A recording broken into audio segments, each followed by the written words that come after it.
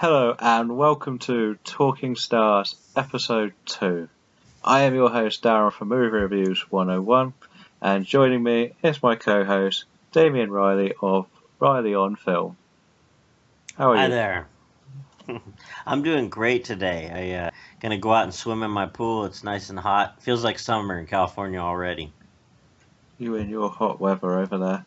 Yeah. It's no fun with all the rain here. Really? Over there in London town area? It's British summertime. We always get rain when it's summer. Well, we're having a drought, so I could borrow from you and you could get a little from us.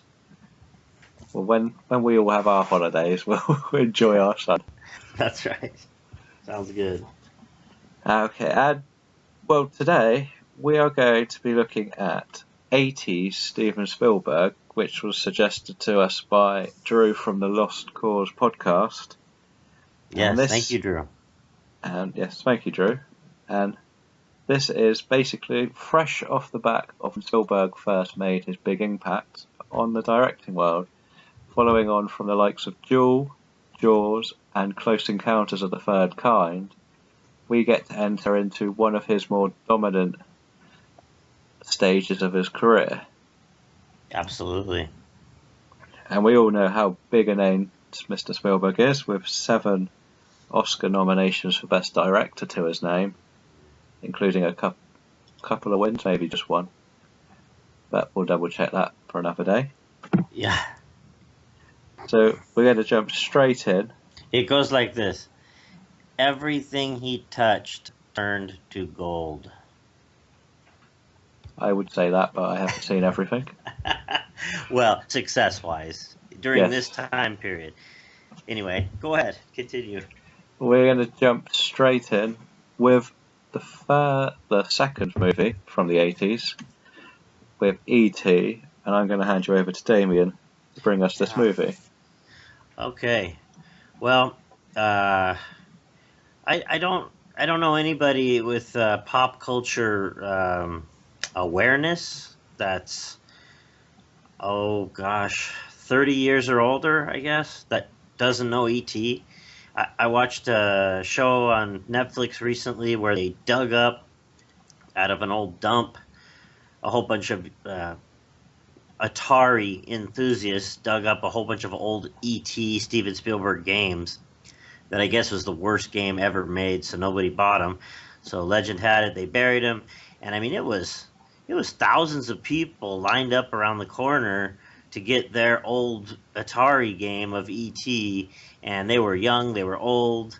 You know, some people were in their 40s, 30s, had a few in their 20s as well.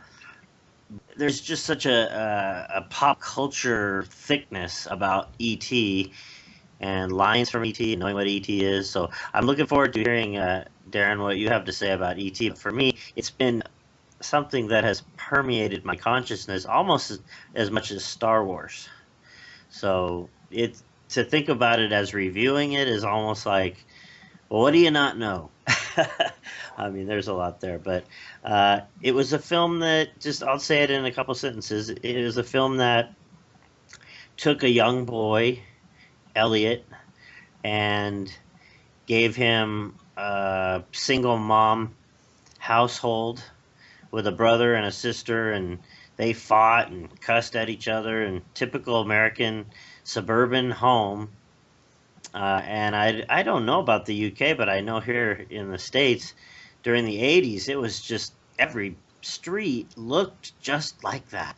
They were building suburbs everywhere, and you see a little bit of that in his Poltergeist movie as well. But you really see what the suburbs looked like. And I rode my bike through those suburbs as they were being built in Mission Viejo, California. It looked just like wherever they filmed it in E.T. I'm sorry, I don't know. But they all look the same. So you throw into all that an alien, and everybody was so excited because all we would see is this finger in the posters before it came out. What's coming out next from Steven Spielberg? Here's this finger. Is it close encounter of the third kind? It was kind of a green finger. What is that? And boy, when I just remember being in the theater eating my popcorn and just did not want to leave the theater. That's how amazing that film was. So anyway, there's my 70 sentences. I was going to do 2, but I did 70. Just to clarify, it was literally all shot in California. Is that right? No wonder it looked familiar. Most of it in Tujunga. Don't know if you've heard of that. Okay, that doesn't ring a bell, but there's little cities all up the coast, all the way up to San Francisco and Sacramento that could have been one of those. We all have the kind of the same climate because we're on the coast there. I'm down toward the bottom by Los Angeles. It's about an hour to Hollywood from where I live in the high desert. But yeah, if I looked at how it was spelled, I could probably, maybe I've seen it before, but it doesn't ring a bell. But like I said, it looked just like Mission Viejo, California, where I grew up. You'd have like a hill, and then it would go up, and then it'd be flat, and then there'd be another hill, and it would go up, and then it'd be flat, and they'd stick posts in there and give the streets names. Pretty soon you'd see the wood going down and the cement going down, and before you knew it, you had these homes just like mass produced, and we would ride our bikes through those homes, and it's pretty exciting. So for me, that was just like, hey, they know where I live. Steven Spielberg has been here. Well, this will come as most surprise. The fact is, I probably saw this when I was too young to remember any of it. Probably so, yeah. The film itself is nearly 5 years older than me. Okay. And I am saving any rewatch of this until I have kids of my own, so I can recapture the magic for the first real experience with them. Okay. So that is the main reason why I'm actually holding out from seeing this. That's interesting. Again, it's very interesting, yeah. because I want to experience it almost fresh. Do you have nieces or nephews or cousins? No one else to watch it with. So okay. I do like the cast. Yeah. One of my favourite horror persons in, or two. So we got Dee Wallace and C. Thomas Howell.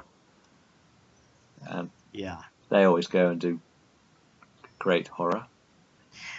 C. Thomas Howell has like 3 lines. He's really not, but his face is so 80s. And was he in Goonies? I'm pretty sure he was in Goonies, and I know he was in The Outsiders, but his just face would always show up in great movies. So I told my wife, I said, Spielberg must have known that casting C. Thomas Howell was going to give this movie a little, because he doesn't say much, but they show his face like 4 or 5 times. So Fair enough, I'll look out for it. I know. Yeah. I always remember from Dee Wallace, on the other hand, she's just great. I mean, she's beautiful in the movie. She's a mom, she's a single mom, so she's showing her frustrated side. But yeah, she's just amazing. Just loves her kids. She really cares about her kids, and that was what the role needed. Like a single mom that couldn't quite get it together, but at the same time just would do anything for her children, and that's what was needed. I do know most of the iconic moments, though. Will say that. Okay. Well, I'm not going to talk about it anymore. I didn't really give anything away. I just told about the houses and a few things, so I'm going to shut up about E.T. But yeah, whenever you end up having kids, you're in for a treat, because it's a great film. I'll look forward to it. All right, well, let's move on from there then, because, spoilers and such. We'll go to the next one that I haven't seen. That I know you have seen and did enjoy. Okay. Okay. Well, I wrote ours all over my list here, but which one were you going to talk about? We're going to go to Color Purple next. Okay, and okay, that's fine. Color Purple. Geez, you're giving me so much depth. And you haven't seen this one either, you said? No, I'll get into some questions about it after you had a few words about it. Okay, this one I really am going to try and limit it. And then you can ask your questions. The Color Purple is an amazing film. And I think no matter what you're into, if you're into horror, if you're into historical drama, if you're into surf movies, cartoons, whatever, if you're into movies, you need to see The Color Purple, because the angles that he uses. I watched it again. I'd seen it in the 80s. I've seen it probably a couple times since then.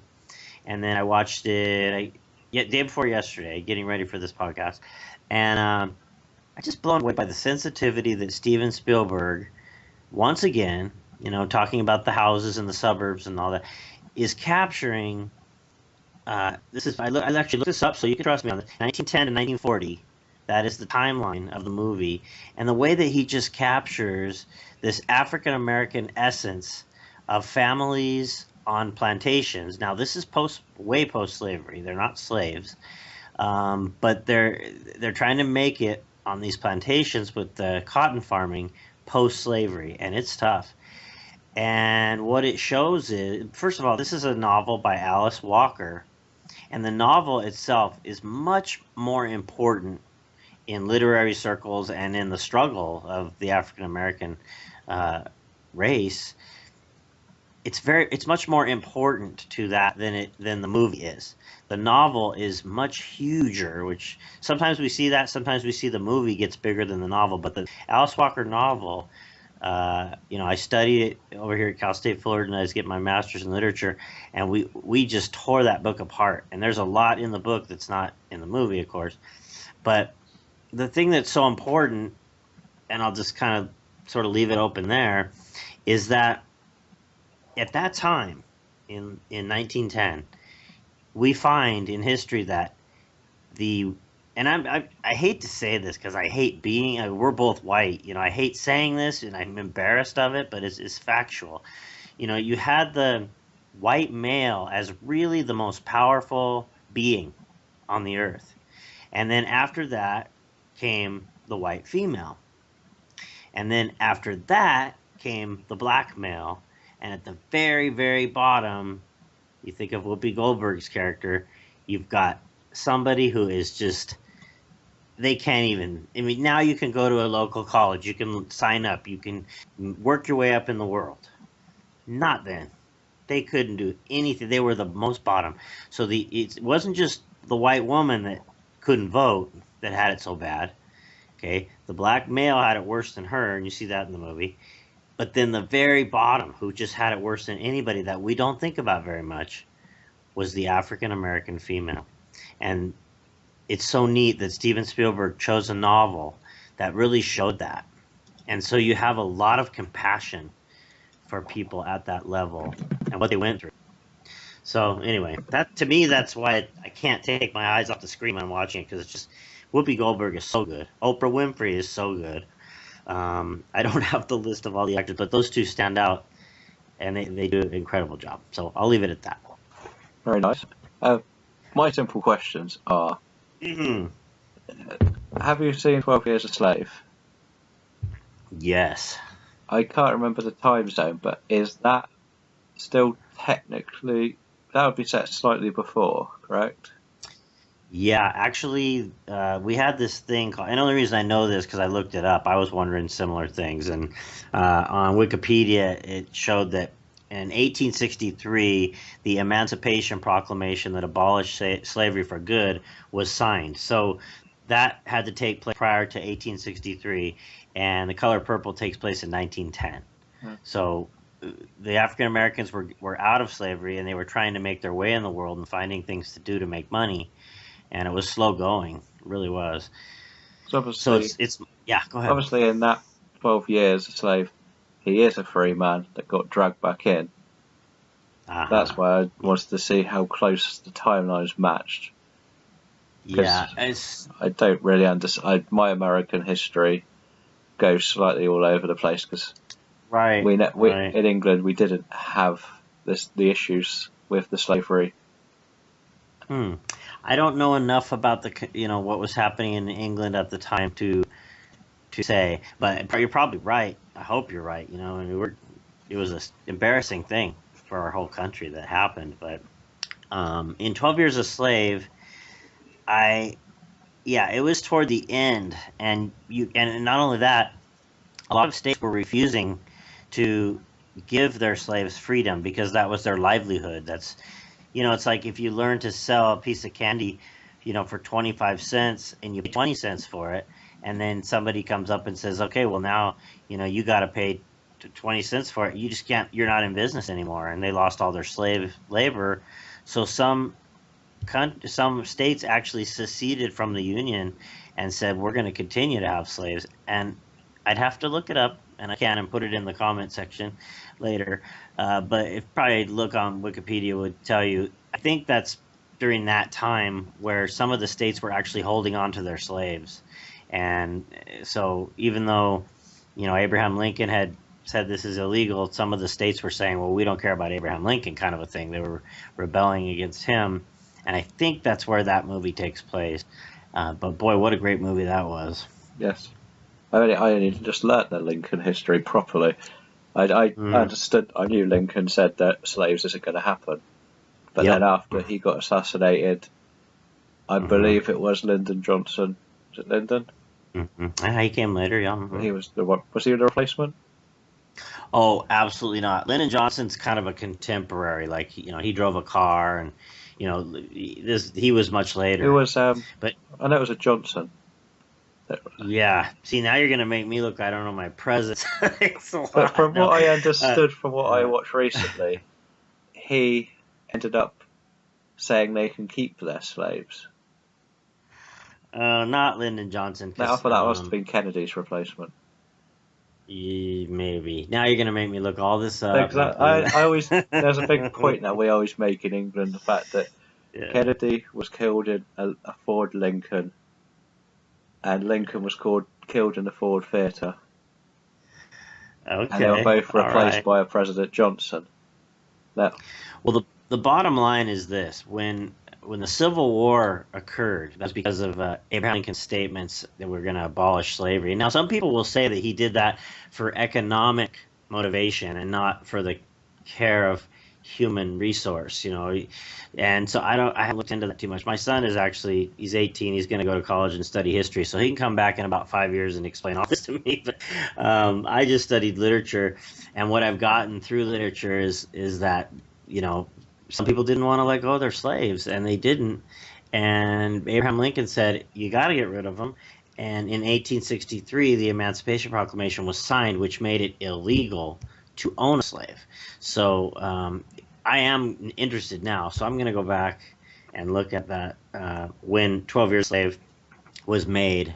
Maybe someday when we do these things we could have callers or something. They could call in and help us with it. But yeah, so I think 1863 was pretty much done. There was no more. So I have a feeling that movie is probably before that, but toward the end. Maybe 1855, somewhere in there. Fair enough. I know England wouldn't have had the same problem because England's about the size of most states in America. Isn't that funny? Like, whenever you look at it and you think, gosh, like I have a globe in my classroom, I'm always showing the kids where different things are. And when I look at England, I just go, this is England? It's so small. Yeah, it always gets called Britain. Britain. And I don't know why. We're 4 different countries. But well, I'll tell you, the bottom line on this is Color Purple is a very emotional movie. I mean, it won so many awards. I'm going to start having the awards that movies win right here in front of me. I'm sorry I don't, but when I looked up the Oscars, I think that they felt that they were snubbed for some reason. They didn't win a single Oscar. Oh, that's what it was. It was nominated for 11 Oscars. Oh, yeah, that is a crime. Including Best Picture, Best Actress, 2 Best Supporting Actresses, and Best Adapted Screenplay. Well, anyway, did you have another question? I effectively did not answer your other question, but did you have another? Or is that it? And most of it was just going to be how close, like, the struggle that she has to go through, how close to 12 Years a Slave could it be considered to be like? Yeah. Because he was no slave. Danny Glover, and everybody adjust your PG to PG-13, is an asshole in this movie. And that's what it's about. But he's not too old for this shit, though, is he? It's not. No, well, he wasn't old then, the same sort of era as Lethal Weapon. Maybe it was. Only about a year or 2 later. But you like him in Lethal Weapon. You're not going to like him. Really not going to like him. I'll leave it at that. But it's more about, like I said in the beginning, that low caste of society. We don't think about how hard it was for those poor, African, and they were strong. I don't want to say poor like diminutively. They were very strong, but they couldn't leave, I mean, you really feel that when you watch the movies. What could you do? You're treated this way, treated that way, you know. So I'll just leave it there. There's a lot to see there, and it is a history movie, and they're not as fun as, you know, as like an action movie or horror movie, but I think it's really worth watching because you really feel for these people. You're not just feeling what they feel, you're among them. You know, you're sitting on the couch with them. That's how you feel. And you're fanning yourself because it's so hot in the South, and you're there. It's just made so well. And one more thing, I noticed he does this angle thing, like he did in E.T. and some of his other movies, where he'll put the camera like weird places so you get an idea of what it looks like for people. And the African American woman was, you know, in these are kind of short ladies. They're shorter, and they really show a lot of images of Danny Glover and other men in the movie that are just like hulking, big presences. And I noticed at one point that he put the camera right on the tailpipe of an old truck, and the camera's just sitting there. And you see Whoopi Goldberg walking up, and she looks like she's about the same height as the tail of the truck. And I just thought, I'll bet you he did that on purpose. That's a really powerful way of showing just how small they must have felt. Yes, there's one other reason why I may not have actually seen this, which is actually quite comical. I keep getting I record a lot of films when I'm not around to watch later dates. And for some reason, I always think I've recorded this one and end up almost recording The Colour of Money again. And just because the titles just sound the same, I keep getting it completely mixed up. Oh, so, like night and day. Color of Money's fun, you know. I've never seen that. I just recorded it and haven't got around to seeing it. But okay. It's just one of them, like, you know, when you see two films, such a similar title. It's just, you know, and that's one neat thing in my experience of like criticizing movies and looking at movies, which I've been doing, I don't know, 5 or 6 years, is that I look at movies so differently now. I look on your website, you know, Movies 101, movie Reviews 101. I look on your site, and then I'll go look on other friends' sites, and I've got a few feeds that I subscribe to, and they'll say, oh, I really like the use of this, and blah, blah, blah. I think, that movie always looked like it sucked to me, you know? But then I'll watch it and think, oh my gosh, I missed out, you know? So to me, that's my favorite part of being part of, you know, doing movie reviews is connecting with other people's websites and other people's podcasts and things and getting, you know, new take on things that I just dismissed at one point in my life. So definitely got to see Color Purple. Okay, it will be added to the ever-growing pile of to-watch lists. All right, be patient with it. It starts out a little slow, but you'll like it. We should move on to one I have actually seen. Great. I'm going to let you talk for a while. This one is Empire of the Sun. All right. Which I have only literally seen this week. Which I believe I thought I may have seen years ago, but it may have been something else. Which follows a British boy who lives for a rich family in China. I believe it was China.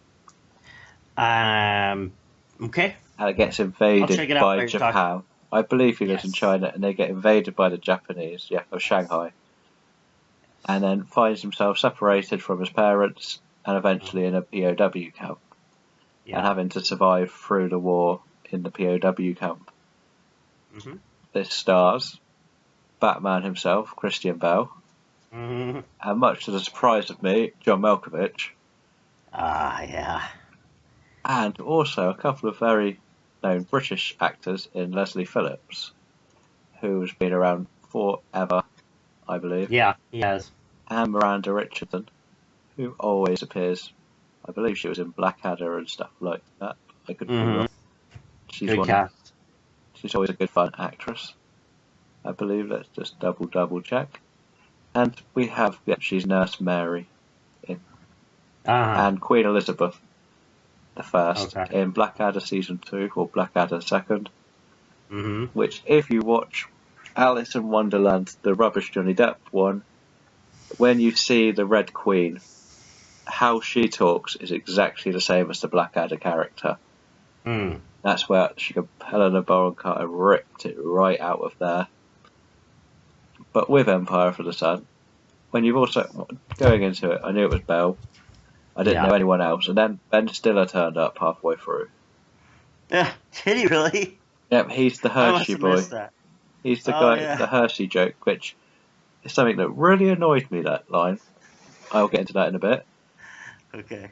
I know you'll understand it more than I will because we'll get there. Okay. The one thing I thought about this movie is I'm not going to blame Christian Bale, but Jim, the kid, is so annoying. Mm-hmm. He is such a pain in the ass. Yes. He's Absolutely. so spoiled, and God, he just annoyed me. But I did love the rest of the characters. He's supposed to annoy you. I know he's meant to be a rich, stuck-up Englishman. Yeah. Which is the problem with it. Did you ever get over your annoyance, like, by the end? Did you ever? I completely understood the point of why he was like that. It was because he was rich. He had to be like that. Yeah. And that's why he would annoy these people, because they were all workers, or apart from the British, who were technically slave or rich as well. But like John Malkovich was a wheeler and dealer, let's face it. He's brilliant as Daisy. He's really a scary guy. I'm surprised he hasn't done more horror movies, because he's frightening. When he had that cigarette in his mouth, and the kid came in there, and they were like, "What's in your pockets?" and stuff, and he's talking real smooth and quietly. I thought, oh man, I'd be more afraid of him than I would of the other guy going through my pockets, Yeah. What was your feelings on this film then? Oh gosh, I think it's a great movie for people to see. It's an epic. It's one of those. I didn't. This is gonna sound. I'm not even gonna say I didn't look at it anymore. I'm not saying it, but I didn't look at how much the budget was. But I think it's a high budget movie. 35 million. Okay, so maybe for then that's probably a lot, but for now we get into 300 millions. So it's not necessarily super high budget. It's on location. Takes place in China, as you said, in Shanghai, and his family is stationed there, I think, or I never got whether they were actually part of the military or if they were just over there. I believe they were rich and owned. They were owning a big company that basically had the Chinese working as slaves for them. Right, yeah, everybody does whatever they say, so yeah, makes more sense that they were wealthy than part of the military. I think it's just incredible. Like when he holds his hands up at the end and he says, "I surrender," it's just really powerful. There's a lot of I connect that to my life. I think that Steven Spielberg, in every movie he does, he not only gives us like a story with a setting, but he also gives us a little look at our human condition. And I think you don't even really have to know whether it's China or Japan or Pearl Harbor.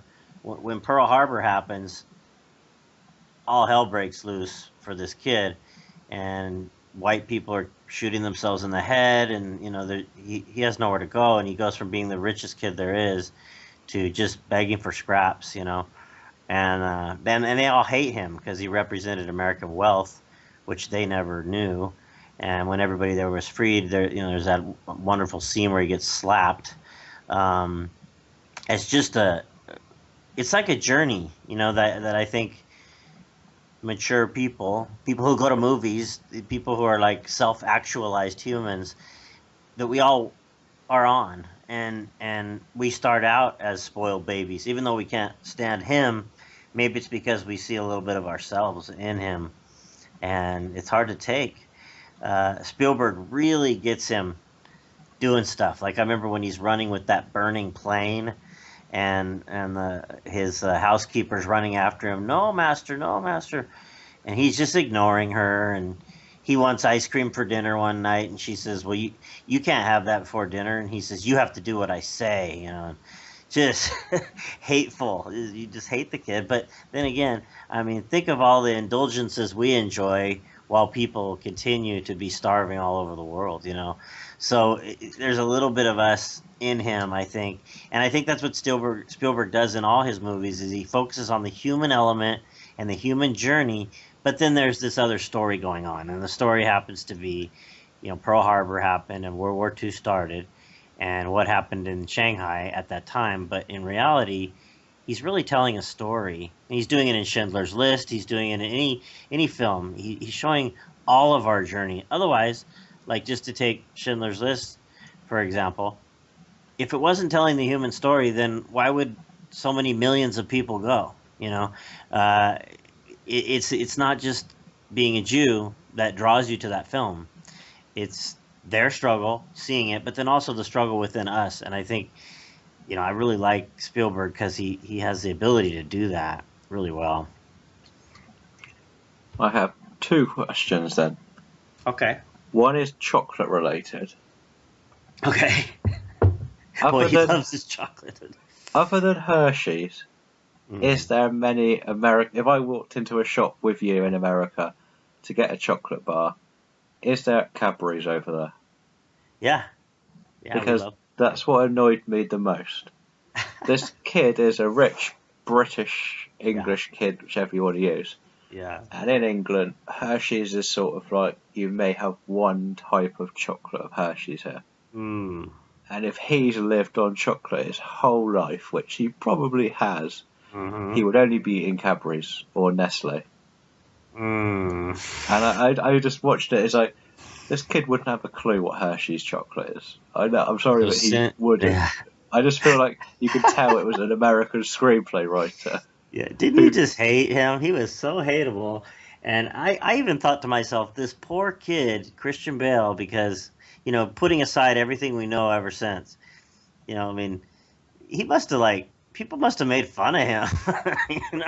Well, the fun fact about Christian Bale is that he actually ended up going to a school in my town when he was younger. Is that right? Yeah. I thought he was Australian. Isn't he Australian? No, he's Welsh. Oh, Welsh, yeah. But obviously I'm nowhere near Welsh, but apparently he went to the grammar school in my town. Hey, have you seen, we could edit this out if you want, but have you seen that movie that I wrote about called Sing Street yet? No. Oh, you should. You really should. You can see London. They're starting a band. It's really funny. It's about 80s music mostly, but they want to escape Ireland because the economy sucked in the 80s, and they get on a little boat and they're going to London. I thought of you because I don't know where that shore exactly is, but they pull up on the shore of London and they're just like, yeah, we're going to make it in London. It's really cool. If they came from Ireland, I doubt they would have ended up in London. Is that right? Is that right? Ireland's on near Merseyside, Liverpool, by the Beatles. But maybe I saw it wrong. Yeah, I think maybe on that was East Coast. Ireland's on the West Coast. Okay, so maybe that was going to be their destination or something, but I don't know. But just watch it, and then you get back to that. It's a really cool scene. They say London. They use the word London, but I think they were just, when you want to get famous over here, you go to Hollywood. You want to get famous over there, I guess you go to London. I don't know. Yeah. But anyway, okay, back to what we're talking about. So yeah, Empire of the Sun is a great story because it's about the journey of a young man who comes of age and comes to terms with difficult things and comes out of it a man who is more mature. And whatever the setting, you could do that in many settings. It happens to be this time of war in a foreign country, but I think it's really about that coming of age time for him. Yeah, and my second question, because this is more of a preference. Have you ever seen Grave of the Fireflies? It sounds familiar. What's it about? It's a Studio Ghibli movie about two Japanese orphans during the war in Japan. No, but I'm going to write it down and see it. Once you've seen that, you can compare the two. Okay. And then you'll understand why I'm slightly more skeptical of this film, because that is so much more powerful. What happens, but I can't go into details. Oh, okay. So it's kind of graphic. So we'll leave Empire of the Sun. And we probably won't take too long on this one because I've never actually heard of it. All right. Always. Okay. All right. Always feels like a little movie. There's a movie called 1941 with Jim Belushi that feels like a little movie. In other words, there's little, you get little bits here and there of what's going on in the world, but mostly it's just like 3 or 4 characters. John Belushi. No, why did I say John Belushi? John Goodman. Help me. Yes, John Goodman.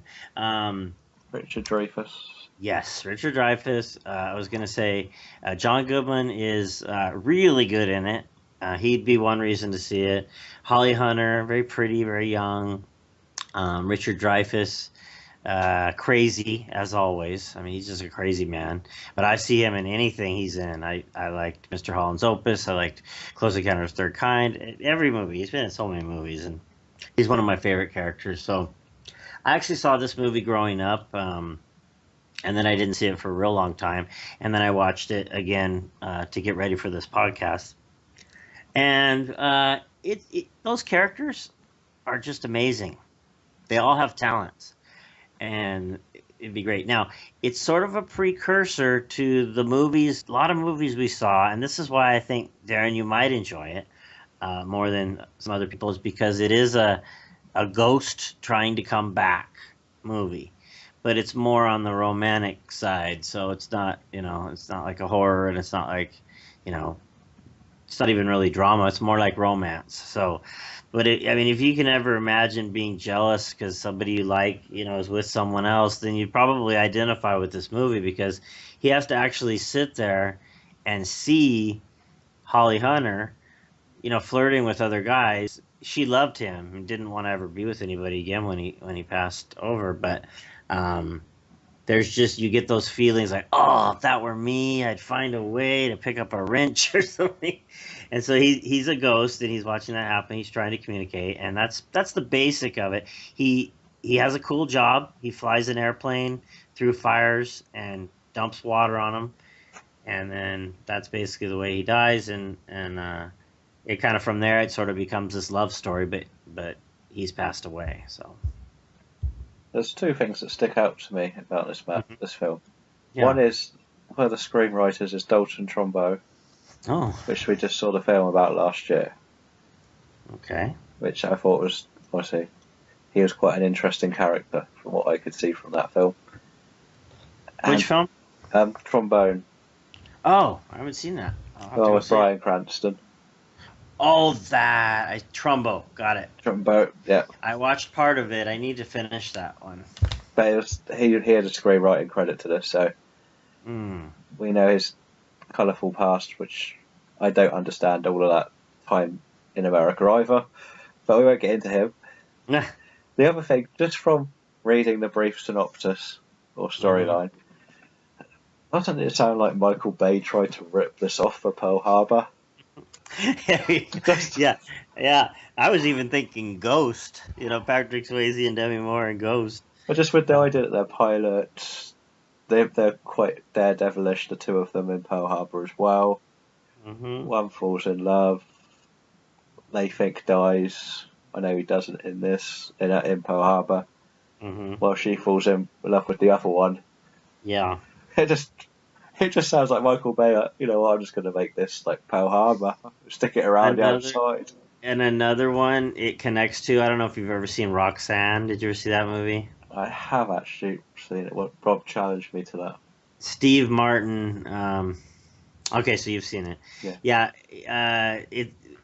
The character that Richard Dreyfuss plays is like showing the guy how to be nice to her after a while. Like, he's actually trying to help the guy, because he wants her to find love, and so it's similar to Roxanne, because in Roxanne, as you recall, it's like Cyrano de Bergerac. He's helping the big buff firefighter guy say the right things to win Roxanne. So there's a similar element there, and it's a great movie, and I'd recommend it. I gave it a 3 out of 5. So it's not one that I was gonna rave about to everybody, but when you mentioned it to me, I got real excited to watch it again, because I remember, sometimes you remember movies from your youth as being really great, and then you watch them and you go, well, not so great, but it's a love story. If you need a date movie or something, throw it in. It's not going to win any. It didn't win any awards, so there you go. Fair enough. Well, I think it's time to go on to his favourite, the trilogy of the 80s. Oh, yes. I'll let you start off with the Raiders. Okay, here we go. Yeah, Raiders of the Lost Ark. Again, put it this way. Like when you see little kids playing with toys, they have little towns. Here's where we're going to have the police station. Here's where we're going to shop. Here's where they make their little cities, okay? It seems like Steven Spielberg has had that much of an influence on pop culture because we just know all his movies and we run everything by his movies. All through college, I had a pass to Disneyland. They were expensive. I think it was like $300 a year. Back then, that was really hard to get for me, but I go all the time. Sometimes I just go in there with my girlfriend and we'd get coffee, and every time we rode the Indiana Jones ride. There's a ride over here. It's just really cool ride. Takes you through the whole movie. It takes you through some of the other movies too, not just the first one. But I mean, when I see this on paper and I think I'm supposed to review this movie, this is life. You know, I walk out the door and put my pass in and walk in and ride the ride movie. This is not even it's beyond a movie. But having said all that, the first movie to me is very raw. And you can see, what's that movie with is it not the Jewel of the Nile, but the one before that, where she's Michael Douglas and they're trying to find this diamond. Oh, it escapes me at the moment, but it's similar to that movie. It's like this quest that he's on to find the Lost Ark, and all of us kids figured out what the Lost Ark was. We never thought of it, never learned about it in history, nothing. But through that movie, we knew what it was, and it was so neat. So I just find that movie to be so amazing, and I hope, actually, Mark, think about it. My daughters haven't even seen it. They're 11 and 8, so I got to get them seeing it. But every child should see that movie because it just takes you on this fantastic journey. Romancing the Stone. That was that other movie. It's like Romancing the Stone, and Romancing the Stone is like it because it takes place in a different country, and they're on a journey and wear cool hats, and Michael Douglas is wearing a cool hat. Harrison Ford is wearing a cool hat. So he's got a whip. I think the other guy's got a whip too. But you just feel like you're going on a boat to this other place, and you're going to have adventures. And I think that's all he probably wanted to do for us, as his audience is, create what is now the beginning of an amazing adventure into a place. And I have so many favorite moments, and anybody who's seen it, I'm sure, is thinking that, yeah, this is an amazing movie, but get to it. I don't know, probably my favorite part in the whole movie is when the guy's doing the swords, like he's flipping his swords all around, like, come on, take me. And Indy pulls out his gun and just shoots him. I mean, that's a pop culture moment. It's just so funny. And the story that's probably behind good that's intro. good, isn't it? Yeah. Where Harrison had hurt himself or something, hadn't he? Yeah. Or was Well, tired. he tries to be nonviolent. That's another part of it. I thought he was just tired on the set, or he'd pulled a muscle in his leg, and they just did that. And just like they decided to keep it just for comedy value, and it stuck. Cause like, they thought they'd let him shoot it. I didn't know that as story. well, That's so funny. Well, for me, yeah. So there you go. Yeah. For me, I literally grew up watching all three of the indies. So I will get into the others in a bit, but I couldn't. As part of me, literally would just blur them all into one, and that's the thing with me. I always thought Enough One was the first one. I always thought Temple was the first one for some weird reason, and this was the middle one. This probably had the slightly too violent end. It would be fair to say. Yeah. Faces melting off. Yes. But is this the one with the tank scenes?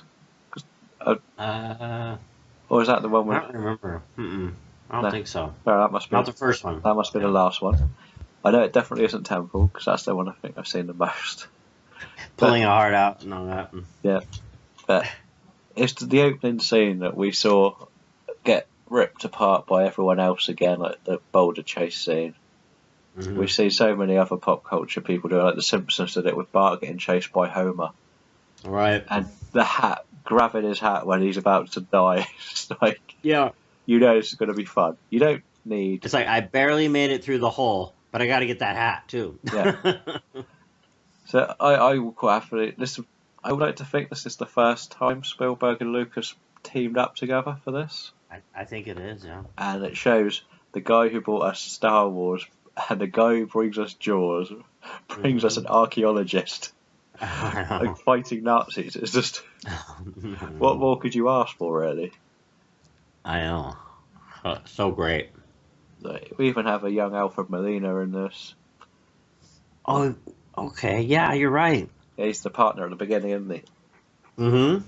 And obviously, I've seen a recent article from John Rhys Davies where he reckons his character will be considered a terrorist nowadays. How do you feel about that idea? I don't say he is. I'm not saying he is a terrorist at all, but the character comes off. He reckons it would be looked at now when people think he could be a terrorist. Maybe at that time, though, it wasn't really, things weren't happening the way they're happening now. It's funny because, you know, the Apocalypse movie, which you said you'd seen, and we'll save till another time, but when they were, I don't know, it looked like they were in Egypt. I don't know where they were, but there was a lot of pyramids and stuff. And when they were going through the towns, you know, I was thinking, oh, are they going to turn this into like some kind of terrorist thing? So I don't know. I guess I just didn't look at the setting that way back then. So it was never meant to look like it back then. It's just because of what's happened now.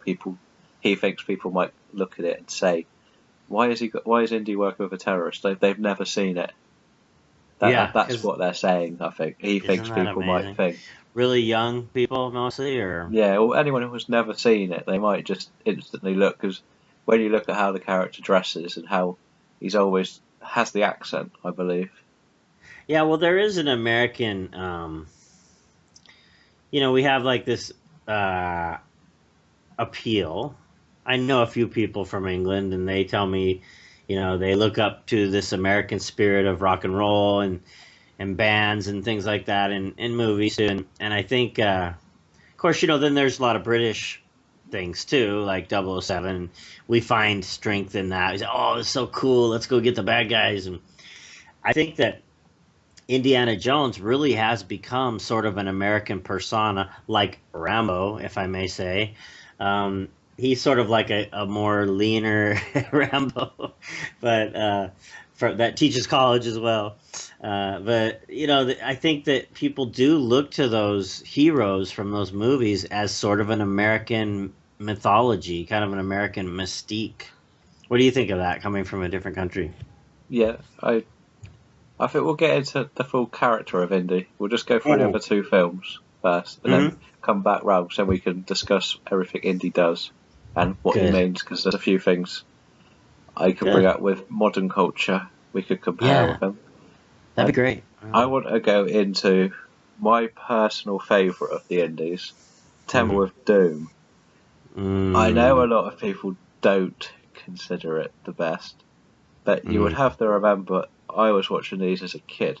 Yeah. And of the three of them, this is, especially with the character Short Round, he was like Indy's hero. He was the kid who saved the day all the time. And you add into the fact that the same boy, I believe, was in the Goonies playing exactly the same character. And it's like those two films I've watched so many times as a kid, and just seeing them, and he was just as much of a hero as Indy in this. And he idolised him. It was the idea that you could be that kid working with the bloke you idolised, doing something that maybe not as archaeologically like surrounding. It's more spiritual, this one, with the whole, but it also deals with the whole slavery of children slaves in the mines. And he put his wife in there, Kate Capshaw. Yeah, and she had some of those bug scenes, especially when you're a kid. England doesn't have very many bugs that are remotely big. So when you're watching that scene comes off quite terrifying, especially when you're younger. And then the villain, I know it comes off a little bit generic nowadays. Yeah. But looking into these cultures that still believed in this sort of nature of taking hearts, gory, whatever you want to call it, you can believe in whatever religion you want to. Some are crazier than the others. But this one just seemed to like have the fun factor, and Yeah. didn't seem to have any Nazis in it, from what I remember. Did they induct you into the Shaham religion? Let's pull hearts out. Okay. No, this is actually before the Raiders, I believe. Oh, okay. That's why I get them confused, because it's set first of the three. Oh man, I was just looking at this. This was '84, so Yeah. I was 14, and I remember even at 14, I had a hard time watching while he put his hand on his chest, and reached it in there and pulled out. So were you already into horror movies at that point? You were probably what, 5 or 6? No, I'd never watched a horror. It was the adventure side of it that was great. Like Yeah. they have all those like scenes on the what they called those train things in mines. Oh yeah, They they're were so train like, cars, little train cars. yeah, Yeah. they were so fun to watch. Just like, that's why I always consider this my favourite of the three. I know it's probably everyone's usually third favourite. It will never be anyone's fourth favourite after the Kingdom of the Crystal Skull, but it's This one registered with me, but I didn't like it as much as the first one. And then the ones after that, of course, you always go see them, but they just didn't really like. You're always saying something that I really like. You say it stayed with me, and I like that concept. Yeah, they just didn't stay with me as much, But that first one, of course, it was just. I love that movie. That's like Star Wars 77 for me. That's the other movie that I really love. So I could watch Star Wars 77 with no CGI added, over and over and over and over, and just love it. And the same is true with Indiana Jones and the Raiders of the Lost Ark. The other ones, I don't know, maybe it's the time of life, I don't know. Don't you agree that sometimes a movie can be really great, but you don't connect with it because of where and when and what was going on with you? Or yeah, I've had a few. Yeah, so I don't know. The other movies, my cynical nature started coming out with the other movies, and maybe that's a bad thing. I think if you remove the heart scene, which they might not have shown on the TV when it was actually on telly as well. Yeah. I always think this one comes off as the one a kid could enjoy the most because they can relate to Short Round though. Yeah, it's like a comic book. Yeah. But talking of how things change in the Indies, I'm going to jump straight into The Last Crusade. Okay. And we'll come back to talk more about Mr. Jones. Mm-hmm. And this one went straight back into finding a biblical figure or item in the Holy Grail. Mm-hmm. And he had to bring his dad, James Bond, along with him. Oh, yeah. That one was real comedy. I enjoyed that movie. It was a lot more light-hearted. Again, it went right back to where it should have been, I believe. I do think going back and seeing Temple, it's a bit too dark. But well, you got your Englishman, too. Yeah. And I also liked how this one tried its hardest to offer a spin-off to a younger storyline with the introduction to River Phoenix's character of young Indy. Oh, and, yeah. From what I understand, that was always the point to potentially do a prequel before, obviously, his untimely death. Yeah. But this one it has the more comic moments. It's like the plane scene, like when they start in the air balloon or what's it called, the airship, and then they end up in the plane. Yeah. And you mean the blimp? Yeah, and then he starts shooting the back of the plane. It's like, they got us. It's just like, yeah. And I like it because, Indy is this American icon, and yet he's got Sean Connery saying, "Shut up," "Shut up, son." It's like, wait a minute, you don't tell Indy to shut up. Oh yeah, you're his dad, okay. And then we get to learn his real name at the end as well. Just what was that again? We get to learn his real name because Indiana was the dog. That's right. I gotta see that one again. See, now you convinced me to see one again. But I don't know. If we talk Indy in general, when it comes to what Indy does, obviously we have the first one was the 2 biblical hunts, and then one which was just like finding a missing child almost. That's what Yeah. I think Temple of Doom was basically about, or a sacred rock. But if you tackled iconic moments, like icons Yeah. from biblical storylines, does that make Indy's adventure more entertaining because you know or can identify with what he's hunting for? Yeah. I think to get back to that Apocalypse movie, remember that line where he says, okay, so it was the four horsemen of the apocalypse, and he got the CIA lady goes, he got that from the Bible, and then the other person goes, or the Bible got it from him. Yeah, I think people still really, revere that book. Some people more than others, but even if you're not a Christian or you don't have anything to do with the Bible, you still, when you hear it, you think, oh, that's in the Bible, almost like it's in the dictionary, something. So I think he just uses these the Ark of the Covenant and these different things, to say this is something outside of Hollywood. This is something real, and I don't know. It's does that make sense? I think he yeah, just uses these images for people to go, wow, you have to respect that because that came out of the Bible or something like that. But it's all really silly and really fun, and I'm looking forward to when you and I get to talk about ancient aliens. Because yes, and you yeah, said something Quest. on the last show about that, and maybe the next one we do together, we could talk about that. Yeah, and how they all believe it. My theory is, if you're willing to believe that the Bible could be true, then you have to give the possibility of what ancient aliens was true. And I'm Yeah. not saying I believe in either or don't believe in either, but Mm. conceptually, what they preach on that show is because nobody knew what space was. It could Right. have easily been what a god was, because they always say a Yeah. god came from space. But we don't want to get too into that right now. We don't. That'll be a day we bring Prometheus into it too, because Yes. there's some questions in there related to that. With Indy's character, I asked three complete random questions. Okay. Firstly, as you've got children yourself, Yeah. has your child's children Mm-hmm. played the Uncharted video games? The Uncharted, they're called. Yeah. I don't think so. My Uh, son likes Call of Duty these days, but. there's a set of games. There's 4 games now Mm-hmm.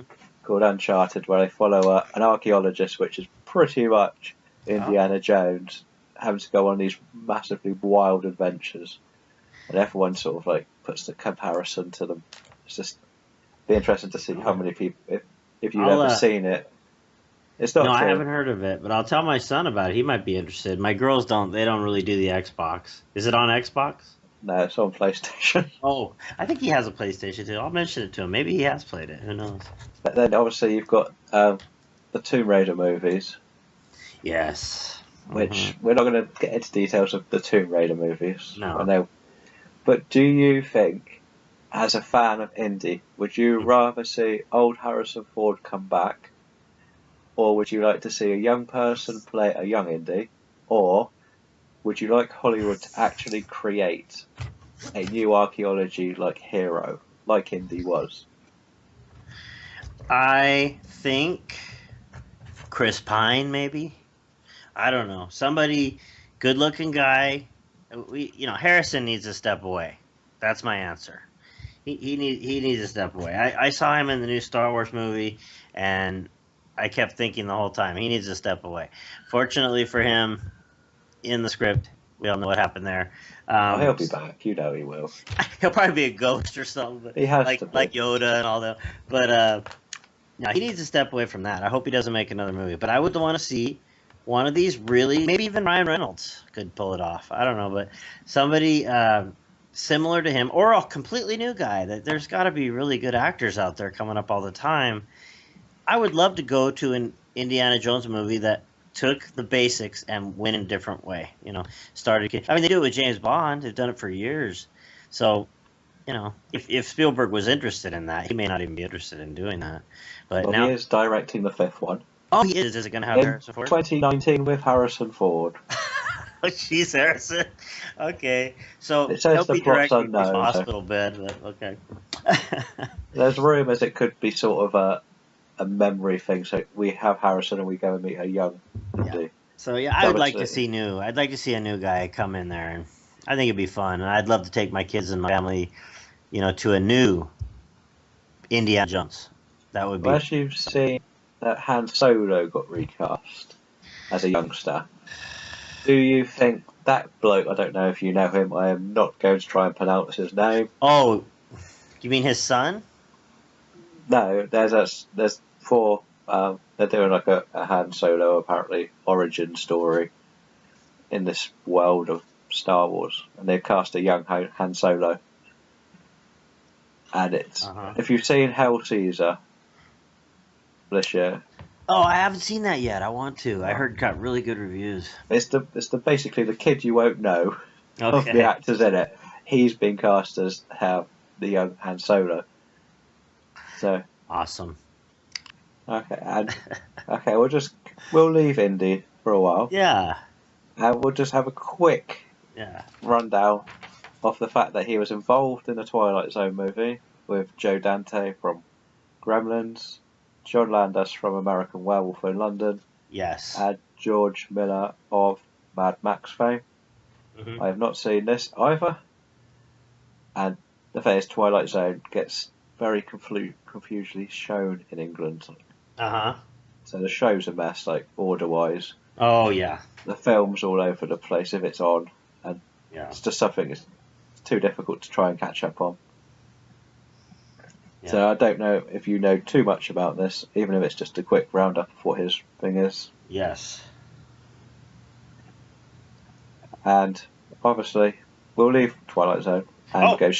Well, do you want me to talk about it? Well, we have a quick look at it. I don't know how in depth. Here's the thing. It's just like a bunch of episodes that are put together. A couple of them are actual. They might all be, but I know at least a couple of them. Like I think there's one called "Kick the Can" that's in there, if I recall correctly. Oh, the one where Nightmare at 20,000 feet.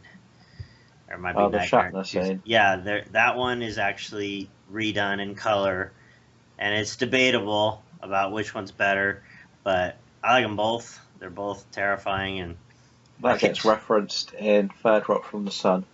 Yeah, since I'm getting on a plane here in a couple days, thanks for reminding me. No, I'm gonna see Gremlin on the plane. I hope not. But yeah, it's just like that. Now there's another one. Have you seen it? I haven't seen the Twilight Zone. Okay. Well, it's there's one in there that just is creepy, so creepy, and just not to spoil it, but it's just there's a little boy and he goes into a car of this real pretty lady. I don't remember her name, but she's a real good actress, brunette, real pretty. She backs into him and she's like, "I'm sorry." He's, "Oh, it's okay." We find out he kind of meant like to hit her with his bike. So then she takes him home and everything, and family's totally freaked out. So you find out that he's kind of controlling all these adults. He's like, that's all I want to say about it. It's really creepy. Some of the effects that they used back then are really creepy. So it's definitely worth seeing. The beginning you didn't see the beginning of that? I can't. It's one of those. I know the plane scene. I do know the plane scene. Being a horror fan, there's kind of a horror intro thing that's really cool. That's all I'm going to say. So yeah, try and get that one. It's worth watching, definitely. And one final film we'll have a quick talk about is the one that always gets rumoured that he directed. Reportedly, it is definitely directed by Toby Hooper. That is Poltergeist. Mm-hmm. But there's so many people who believe that it got reshot or redone with Steven Spielberg's hands behind the camera. It's a horror classic that was horrendously remade last year. Mm-hmm. But then quite well remade about 3 or 4 years ago when called Insidious. Oh, yeah. So, Poltergeist, do you reckon it had Spielberg all over it or not? Oh, gosh. He is so great. It's weird. I've always been the kind of guy, it's like somebody tells me, about The Clash, then I'll tell them about The Alarm. So I always like kind of the underdog stuff. I'm not really into like the mainstream. I'm into like the little bands that people don't know about and they're really good. And I feel like Spielberg is sort of like mainstream guy. So it's just hard to explain. It's just the way my personality is. I love Spielberg and he's awesome, but I always look for the other lower, movies that are better. And these are just staples of my life. But then there's these other movies that I really like that are kind of down there. So when you look at Poltergeist, it's really awesome, but again, it's more of a mainstream awesome. I look at Insidious, for me anyway, wasn't really mainstream. I went and saw it, and I liked it because it was just creepy and small and not expensive, and so I think it has Spielberg's name all over it because it's so expensive and such a big budget and so much going on. But how can I give it anything other than, like, I do 5 stars, you do 10 stars. How can I give it anything other than 5 stars? It's just such an amazing movie. Well, the original Poltergeist had a budget of 10 million. That's nothing. Yeah, I mean, I don't know. Insidious has a budget of 1.5 million. Yeah. And a remake of Poltergeist had 35 million. Yeah. That's telling you just how much. You don't need it. You don't need all the money. Yeah. No. But we'll leave Poltergeist because it's only a rumour whether he actually directed it. Really? I never heard that one. It's something that goes around the sites because obviously it was Toby Hooper. Oh. Texas Chainsaw Massacre fame. And the Funhouse. You ever seen the Funhouse? No. Listen, I'm telling him, horror movie guy. Tobe Hooper movie. Yeah, that's a scary one. But anyway, he's got a lot of scary movies. So, we'll have one quick, let's give you the Rotten Tomato challenge again. Okay. Very quickly. Fun, yeah. The best and the worst of the main 7, not including Poltergeist and Twilight Zone. Okay. Here they are. For the best, I'm going to have to say, I'm going to think of it this way, because you look at movies anyway, what's best on a rainy day, what's best on a sunny day. But I'm going to say, what would I want to sit and watch today? What would hold my attention? And that would have to be Indiana Jones, the original. That has a score of 96, but is not the top rated. Oh, okay. Top rated is, in fact, E.T. with 98. Gosh, I wish you lived closer to me. I'm going to force you to see that movie before you have kids. Looking at these films, the worst is Always, and I'm pretty sure you would get that one quite easily. Yeah. 83 is the lowest score of the rest of the films. That's how popular they are. Yeah. What about Always, though? That's got to be pretty low. Always is 64, which is still technically fresh. Yeah. Because it's 60 is fresh. Yeah. That's just a little side film, like a romantic moment kind of movie if you want to have a romantic night, But yeah.